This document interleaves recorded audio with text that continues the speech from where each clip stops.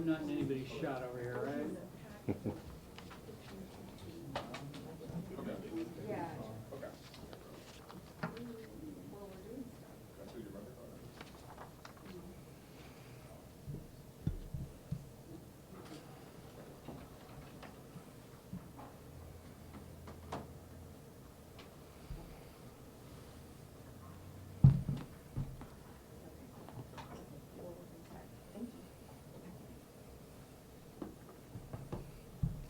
Ready? You ready? Everybody ready? Okay. You want to first say your name, title, spell it, right, guys? We're doing Sure. a Sound check. Chris McFadden, Kris McFadden. I'm the Deputy Chief Operating Officer with the City of San Diego, and I actually oversee stormwater, transportation, and public utilities. As you can imagine, this has been a very busy week for all of us. And first and foremost, our hearts go out and our thoughts go out to the community has been devastated by this once-in-a-lifetime impact. I think it's important, and we owe it to the community, to really make sure they're getting all the information that's possible, the most accurate information that's possible. And I think, quite frankly, that's starting with talking about Choyas Creek. What is Choyas Creek? And really, I think the best way, I used to teach 6th, 7th, and 8th grade science. I really like to talk about something I think people can understand and it's valuable to them. And if you can see, this is a watershed of everything that goes into San Diego Bay. Now, while Choyas Creek is just a part of that, is a significant part of an entire watershed.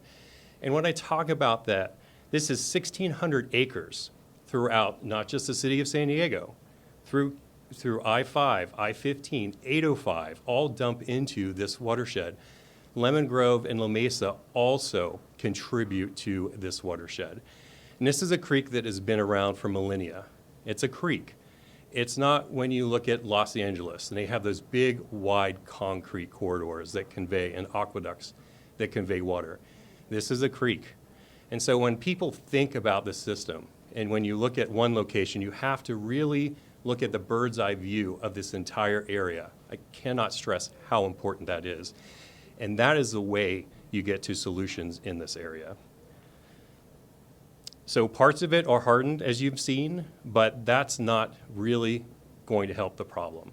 What we have to look at, and what we have been looking at, is a holistic approach to this entire watershed. It doesn't just start at the end, it starts high up into the watershed.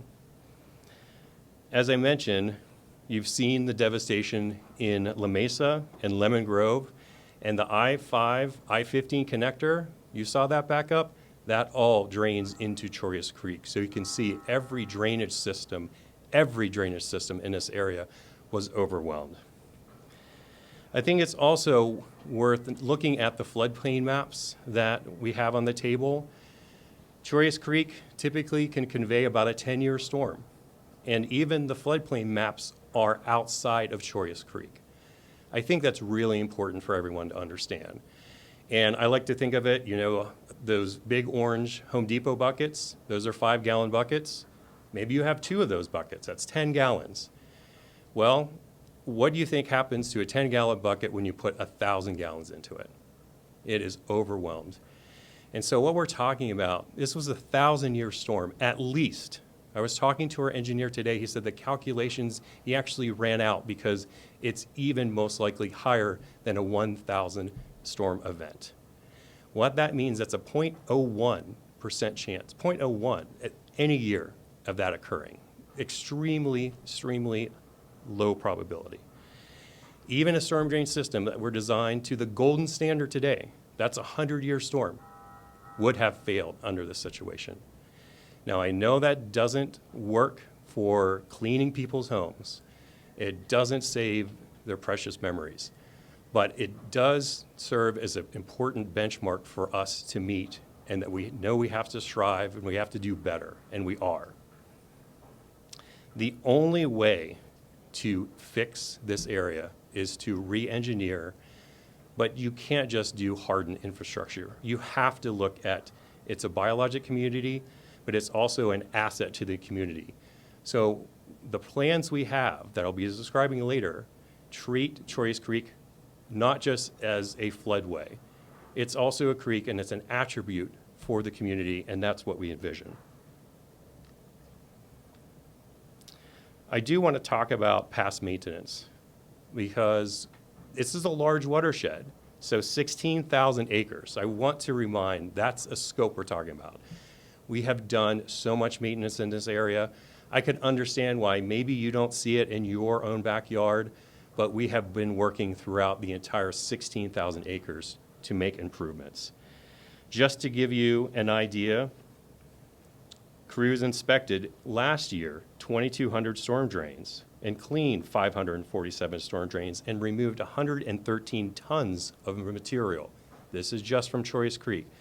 That's not including the rest of the city. Just so far in fiscal year 24, crews inspected over 3,800 storm drains, cleaned 471 structures, and actually have removed more than 7 tons of material from this area. And we're not done yet. Also, in prediction of the storm, which we do acknowledge that was not what anyone was expecting. That was definitely under-predicted storm. We've actually proactively, as we do before every storm, inspect 82 critical storm drain structures just in Choice Creek watershed alone. The city is doing maintenance in Choice Creek. That's very critical. Also, emergency work is currently underway. We started last week, and we're going to continue to be here until everyone is made right.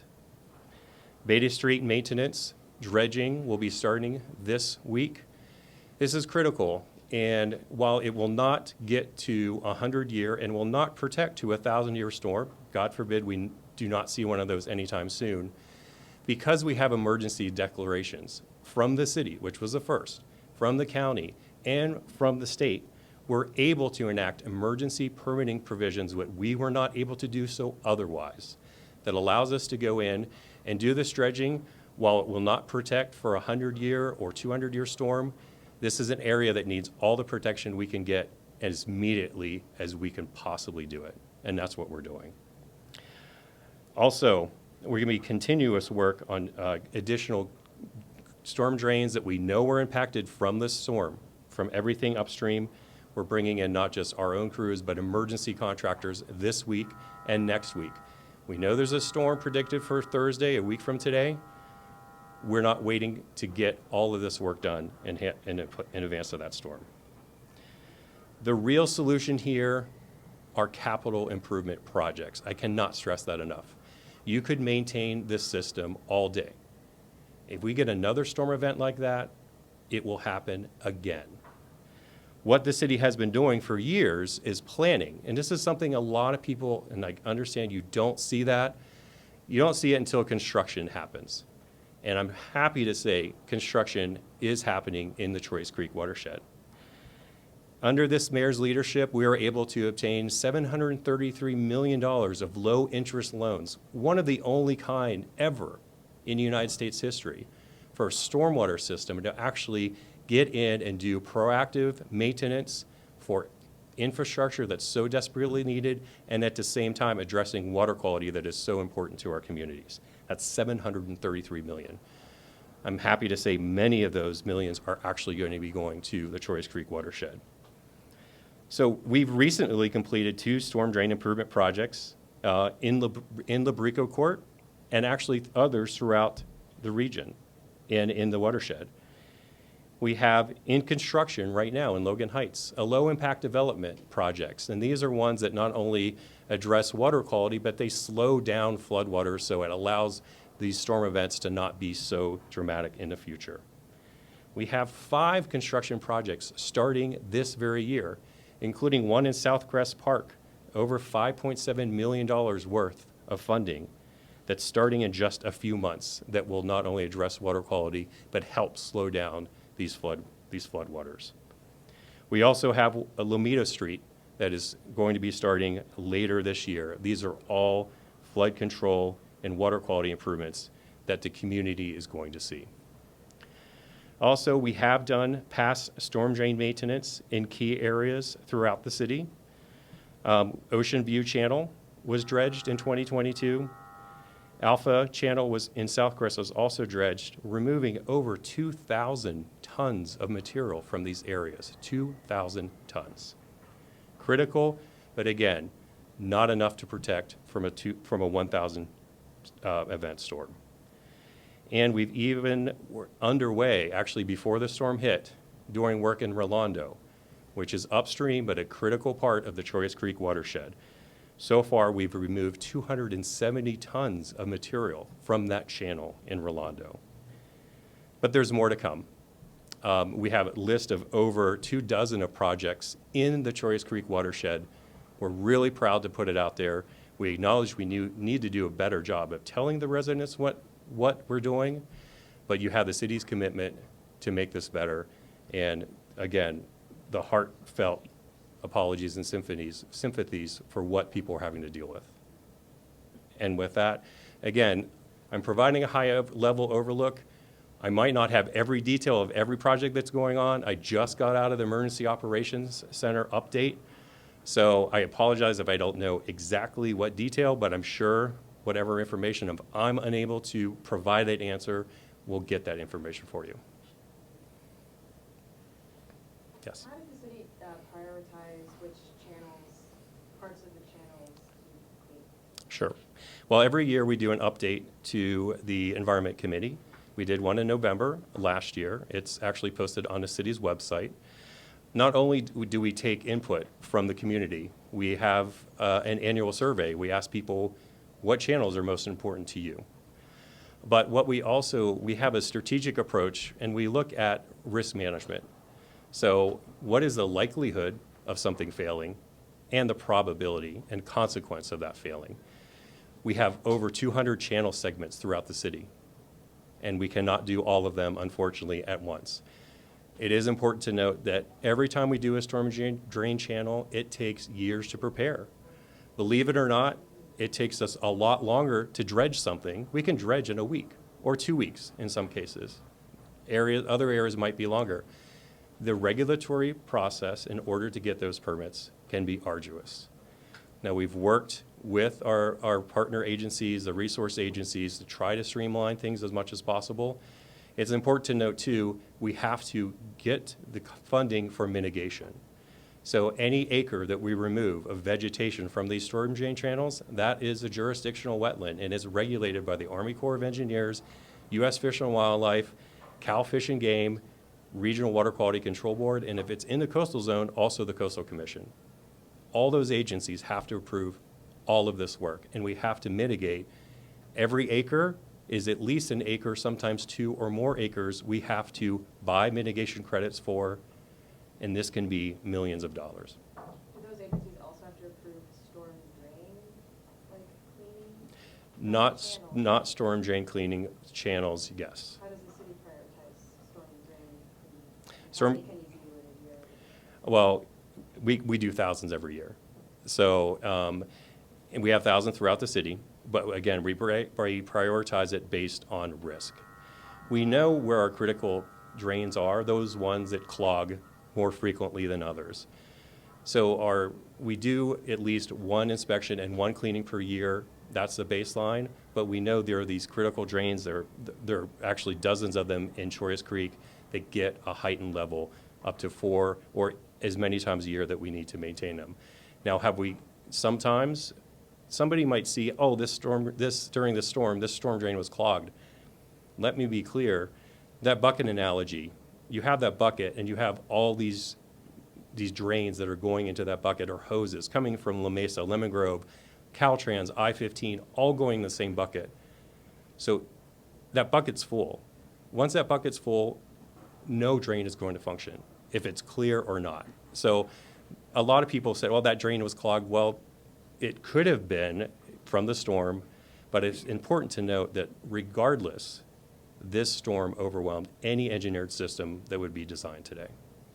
So kind of just jumping off that a little bit, Sure. we had heard that 2 of the pump stations were out, and you guys were working to repair them. Mhm. Then Also, we had heard that all 6 pump stations were overwhelmed. I was hoping you could just talk a little bit about, are those 2 that were out back on? And what do you mean when you say overwhelmed? And Chris, it might be helpful to repeat the question for them.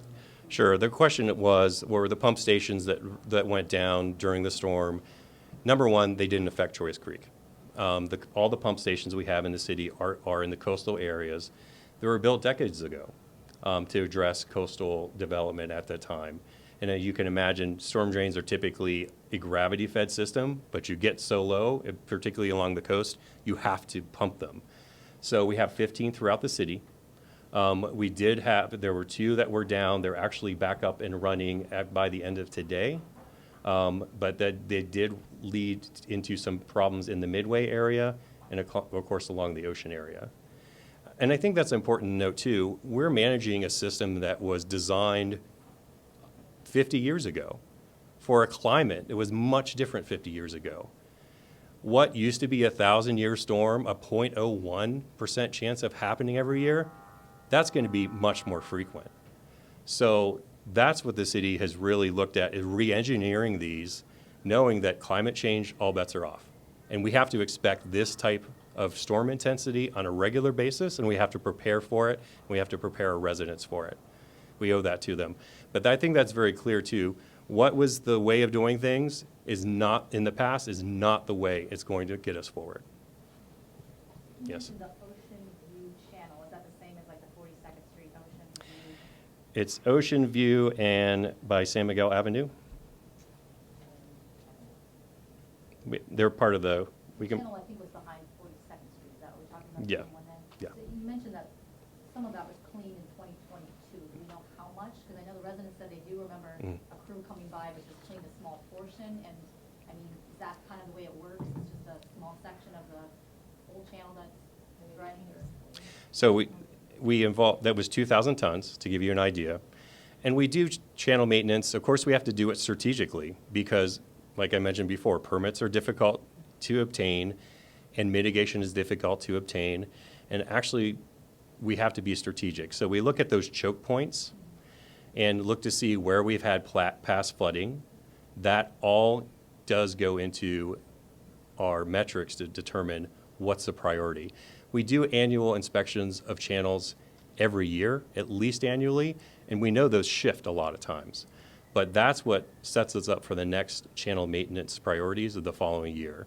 But when we go in to do a channel, we have to be very cognizant. We can't do channel clearing often during bird breeding season, and that is during the dry season. That's challenging. So already we're restricted to about half of the year to do this work.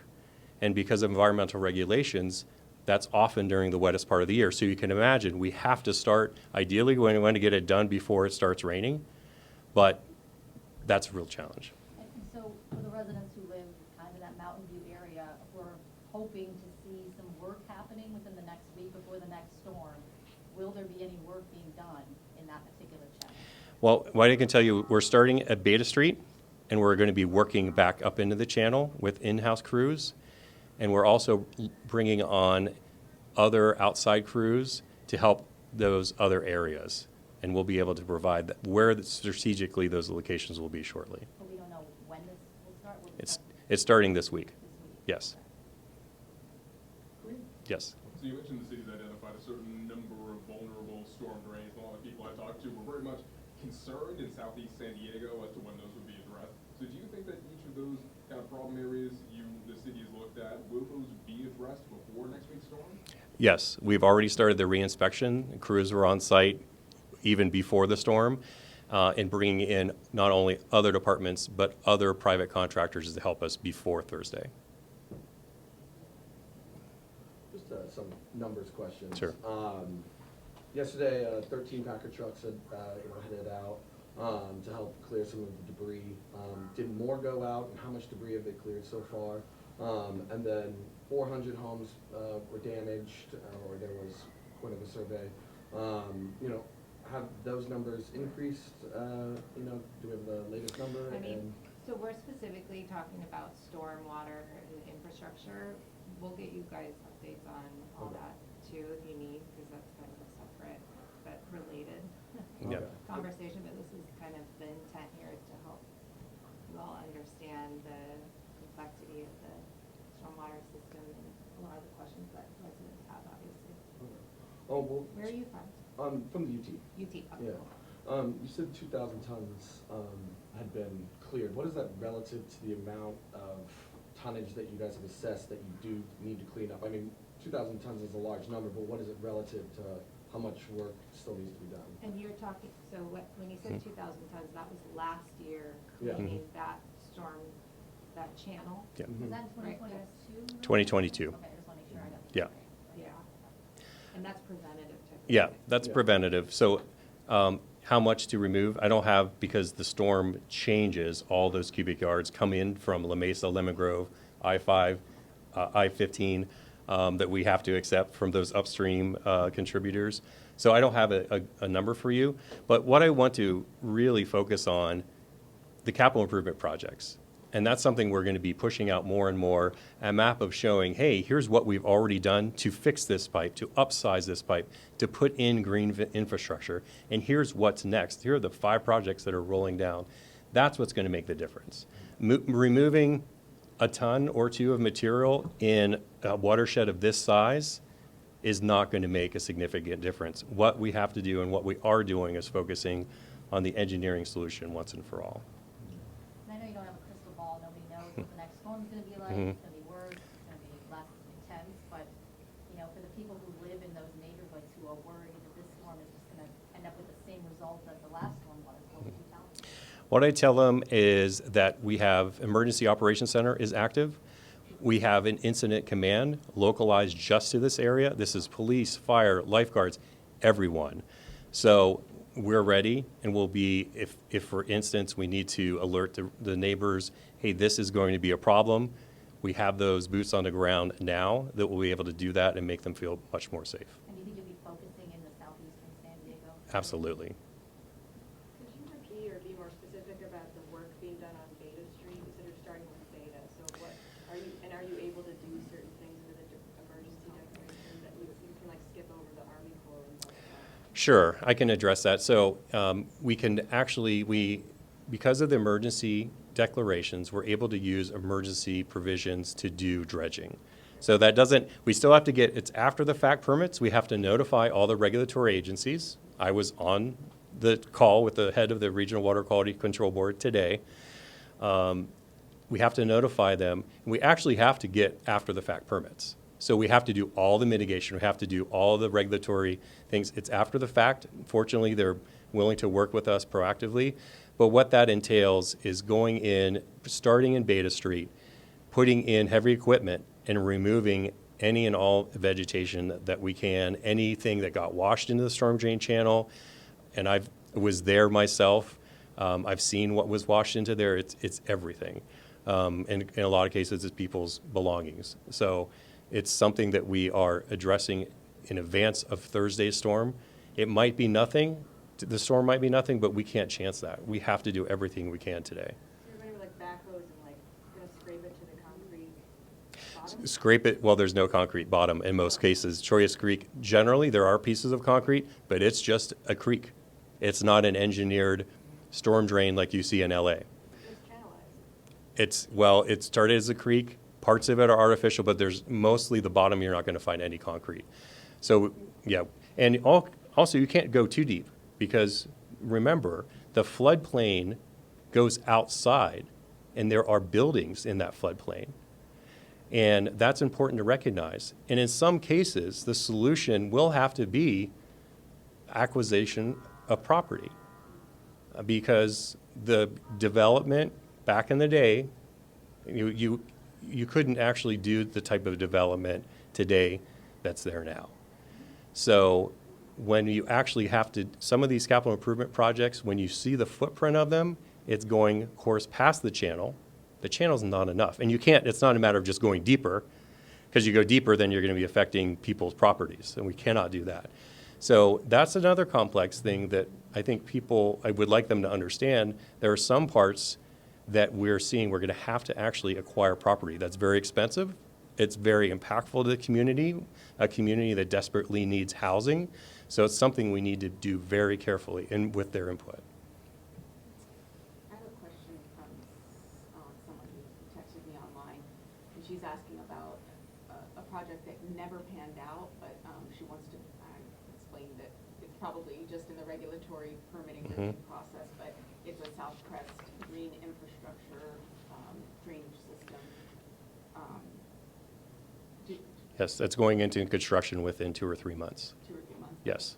Do you want to repeat that with the name of the Sure. project? The Southcrest Green Infrastructure Project, that's about a $5 million project. That's actually, it's green infrastructure, so it's going to serve not only water quality, but it's going to improve the storm drains in the area and slow down some of these storms. That's actually in an advertisement with the contracting community, and we expect to break ground within 3 months. Would it be helpful for you guys if you kind of explained the map? I don't understand the map at all. Okay, yeah. Sure. That's what I figured. I- So, I have a question. Mhm. I just went literally before coming here to the area of Encanto Hamacha Road. Mhm. Behind the house. Yes. Is that considered a creek or a canal? What is it considered that one? Which is, it doesn't have any infrastructure like you mentioned. Yeah, it doesn't have an infrastructure yet, but we're into design, final design to improve Hamashaw Channel. And that's one of the capital improvement projects we'll be able to share with you shortly to actually improve drainage in that area. It's desperately needed. Can you explain, so on, behind 42nd Street, where it really flooded bad, at least that's where it was dealt. Yeah. There are trees that are like 30 or 40 feet tall. Can you explain what it takes for you to remove those trees? And I'm guessing what you're saying is there's dirt under there. So potentially they could grow back or something Yeah. else could grow back. Well, What does it take? I mean, it sounds like it's a lot of permits and. Sure. It does require environmental permits. So vegetation, it's part of a wetland community, so it's regulated by Army Corps and Regional Water Quality Control Board and wildlife agencies. And it's habitat. So anytime we go in, before we do that type of work, we actually have to acquire authorization and permits, and we have to mitigate for that vegetation after the fact too. can you explain that And it's is not? that like a 10-year process?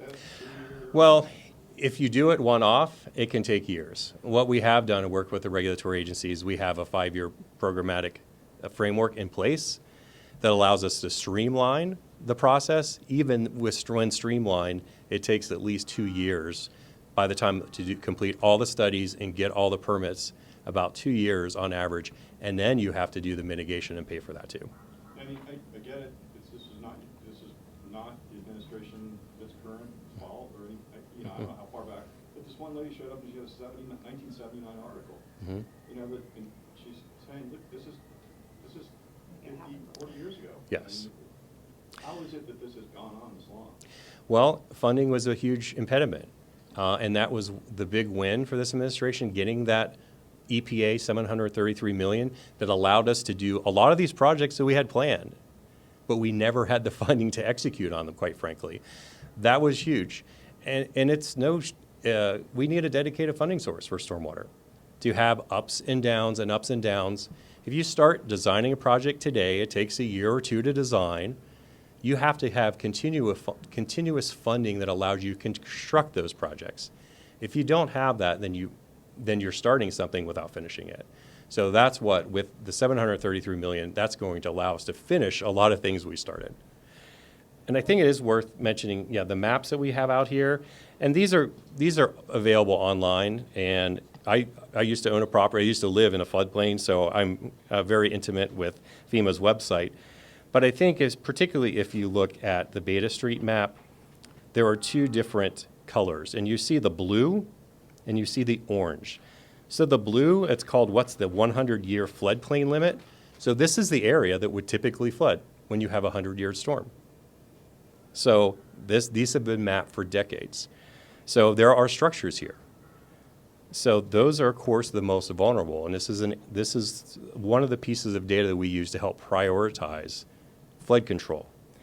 You do have the orange area, that's 500-year limit. So that's not regulated. So any building permit within the blue area, you build a new structure today, you have to raise that structure above that 100-year limit.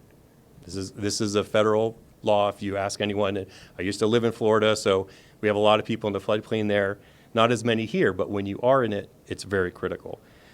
So the orange is not regulated from a construction standpoint, but to give you an idea, a 1,000-year storm, FEMA doesn't even map a 1,000-year storm. They go up to 500.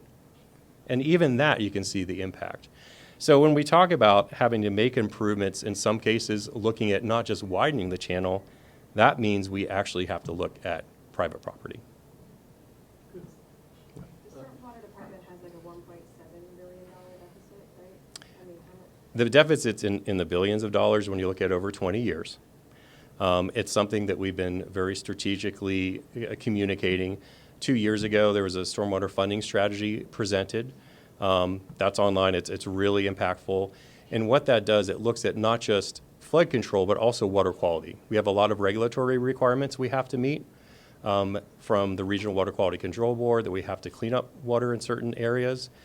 So that need is extraordinary. Yes. How would you describe the deficit in terms of how quickly you can address some of these channel cleanings? Currently, we're budgeted to do about four channel cleanings every year. And you have how much channel in the city? We have about 200 channel segments throughout the year, throughout the city. How much mileage is that roughly? Do you have any idea? It varies. When we say a channel segment, some can be very long, and some, but I think hazard a guess probably 1,000 linear feet on average for a segment. Hazard a guess. So about less than a mile every year? Yeah. Wow. Not all of them need it every year. That's the good news. But some, of course, do need it more frequently than others. What's the latest deficit number? If it's not 1.7, that was 2021. What is it? I don't have that off the top of my head. I'm sure it's something we could provide it to you. Yeah. Chris, I have a question from Greg Rand at iNews Source, asking about the CIP Beta Street and 37th Alley, Green Alley. Yes. Yeah. Was it ever done? And if not, why not? It isn't done yet, but I'm happy to report that we have funding for the actual design, and we're really hoping. We have applied for $24 million for FEMA to fund this critical project. This is a Beta Street project that we've had envisioned for years. We have enough money thanks to the WIFIA funding I mentioned before, the $733 million. Part of that's going there. We're really counting on FEMA to step up and fund the $24 million. However, we know the full cost of that project. Just to give you an idea, this is just one segment out of Choice Creek. Over $50 million just for one segment. Can you name that project again? That's the Beta Street project. And what would that work into? That work, it's upgrading and upsizing a lot of the storm drains that dump into that area, but you have to widen that whole area. If you've been there, and I was there just on Monday, you can see where it's restricted in some areas. And just maintaining it isn't enough. You actually, and you can't just start dredging, you can't start going in and cutting down slopes, because the parcels are so close to the flood control channel here. I'd say it's probably one of the most challenging places to design anything, just because of the proximity of private property. When you go to design something today, if you're a land developer, you're going to have these wide swaths of stormwater channels. You go to Orange County, you see this all the time. I'm envious of them. They actually have very wide swaths, and then the houses are set back. It allows them to go in and allows that breathing room in that 100-year floodplain. What we have to do is try to get that as much as possible in an urbanized environment. It's extremely challenging, but we're committed to doing it. Going back to Monday, how soon were residents notified that the city was responding? I know there's a press release that went out about just before 5 p.m. Well, city staff were on that day, of course. We're working with communications department as that day. As you know, the city declared a state of emergency that day, and then there's a press conference held the very next day. I don't know if Do you mean, just how soon they were given any sort of messaging that the city was responding, those who were in a dire situation? Do you mean in terms of rescue? Yeah, like rescue. Safety, like Yes. with fire department Yes. personnel out there? I mean, they were on scene, rescued hundreds of people in the area. That was- Well, yeah, and I was just, you answered my question already Okay. about the press conference following. Okay. Maybe gentlemen first, or? So you said that most of the projects, start building in 2 or 3 months. the National Oceanic and Atmospheric Administration said that right now that we're in kind of the peak of the Nino. That gives us enough time for this to not to happen, and also, they also prognosticated this one has more water rivers than the 1970s one. It is more severe. Yes. So that gives us enough time for this not to happen in those 3 or 4 months. Well, again, Summarize the question. yeah, the question was, with the El Nino prediction, do we have enough time to do everything? The answer is, if we get another 1,000-year flood event, it's going to happen again. There's the only way to do anything differently is actually to widen the channel. That said, we are with the emergency provisions and the contracting and the contractors we have on site. That's going to help. Will it protect us from a 1,000-year storm? No, it will not. To put in the name of a 1,000-year storm is just, it can happen. A 1,000-year storm in. Usually it's a 1950s was the sign of a 1,000. it's a 0.01% chance of happening every year. So generally, you would never, in a lifetime, it's something you would not expect to observe. I Yes. don't know if you addressed this about the Conwood Street canal that runs next to it. Most of the people addresses the situation, the flooding to that. They say for years they have been asking the city to clean it, and it hasn't. Do you have any records when was the last time that specific canal was actually cleaned? I don't off the top of my head, but I'm sure we can research it. What I'd encourage people to understand is, like we mentioned, Choice Creek is huge, and you have to be strategic. So we will do dredging in some places that it's going to impact you in front of your house. Like upstream, if we can address a lot of things, and downstream, if we remove plugs, that's a benefit to you, and you might not even know we're doing anything. So Cottonwood Creek, I don't have off the top of my head, but we'll definitely research that and see. Another question, now that the water, descended, I can see, like you mentioned, furnitures, all sorts of things. And we have rains coming up next week. Yes. What would be the advice to do it? Should people start cleaning by themselves or just wait for the city to do it? People scared, and I have a live streamer right now. Sure. They want to know what's going to happen because they're very, very scared right now.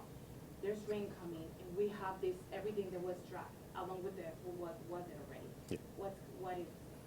Just, can you send a message to them Sure. right now? Summarize the question. Sure. The question is, what can people do to prepare for the next storm, and what is the city doing to prepare for the next storm? One request I would make of residents, and I've seen pictures, and like I said, I was there on Monday. Whatever you can do to remove your cars from the right-of-way will dramatically help our crews help you. I cannot emphasize that enough. Hopefully by now they've contacted their homeowner's insurance, their car insurance. Hopefully the car insurance will cover removal of that vehicle. We're strategizing on, for those people who are unable to do so, what are options for that. We'll be pushing that out later. But number one, that would be the request I would have. It would really help our crews out tremendously, because these men and women have been out there day and night to make things safe. What the city is doing now, not only clearing the roads to make sure it's passable and trying to get the community back to normal as quickly as possible, but it's also in-house crews. Like I said, we're going to be this week in Beta Street, starting dredging, removing that material from Choice Creek, working upstream, and at the same time bringing on contractors later this week, early next week, in advance of the storm, to remove as much of that material as possible. The funding for these, upcoming projects and everything, could that be assisted by, like the presidential emergency declaration? And, if so, the city is pursuing that, kind of where is the city in that process?